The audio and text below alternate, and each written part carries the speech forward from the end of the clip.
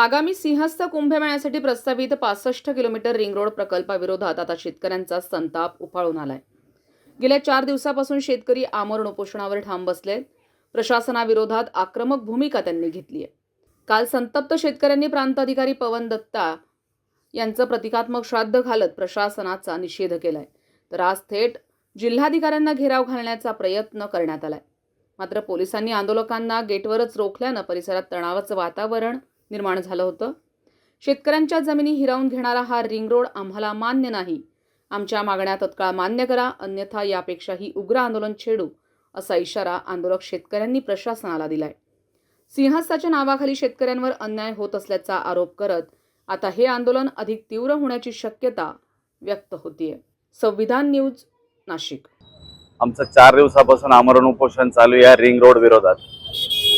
हे जे नाशिक मधलं प्रशासन असेल किंवा इथले मंत्री असतील, हे ज्या पद्धतीने शेतकऱ्यांवर अन्याय करतात, हे म्हणजे भूमाफियांच्या पुढे गेलेले आहेत। आणि कुठलीही सरकारी प्रोसिजर न राबवता, कायदेशीर प्रोसिजर न राबवता, नवनवीन 50-50 हायवे घेऊन, मोठमोठे फोकलँड घेऊन डायरेक्ट शेतकऱ्यांचे बंगले, जागा, रस्ते सगळे अशा पद्धतीनं चालू केलं।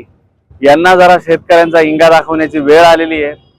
आम्ही जोपर्यंत संयमी आहे तोपर्यंत संयमी आहे, परंतु आम्हाला कायदेशीर पण लढता येतं आणि रस्त्यावरची लढाई पण करता येते। शेतकऱ्यांवर तुम्ही अन्याय करू नका, ही आमची हात जोडून कळकळीची विनंती आहे। जर तुम्ही या गोष्टीला परत जर नाटक केलं तर मग शेतकरी म्हणजे बाईक तरी 36 नखरे असतात, पण शेतकऱ्याकडे 72 नखरे असतात। आणि त्याच्यातला एक नखरा जर काढायला सुरुवात केली तर कुंभमेळा सुद्धा होणार नाही। आमचा कुंभमेळ्याला विरोध नाही, पण कुंभमेळा करण्यासाठी जर शेतकऱ्यांना उद्ध्वस्त करत असेल, मुळात ग्रामीण भागातला टीपी प्लान आणि शहरी भागातला डीपी रोड, हा जे मागच्या गेल्या 15-20 वर्षात ज्या अभियंत्यांनी, ज्या हुशार लोकांनी तो तयार केला, तो न करता तुम्ही रिंग रोड का करताय, हाच मुळात प्रश्न आहे।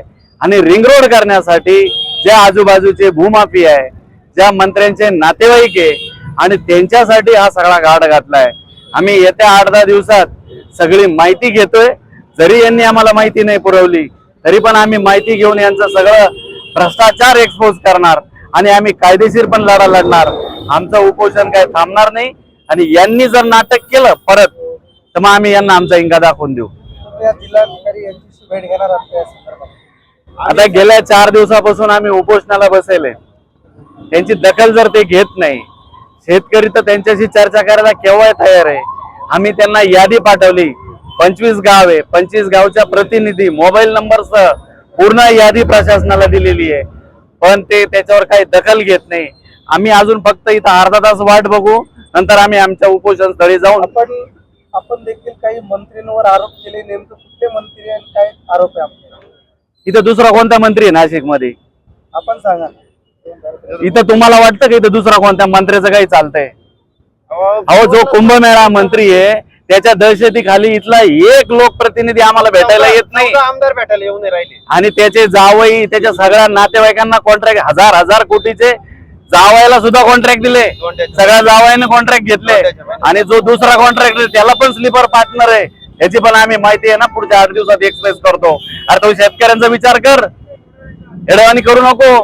सत्ता ही आज आहे ना उद्या नाही, लोक रस्त्यावर फिरून येणार नाही। आणि तो आम्हाला माहिती आहे, तो आमचा मर्डर करणार आहे, खून करणार आहे, गाडी खाली घालणार आहे। आम्ही आमरण उपोषणाला बसलोय, आजच मारायची तयारी ठेवून बसलोय। विचार कर आणि काय करायचं कर।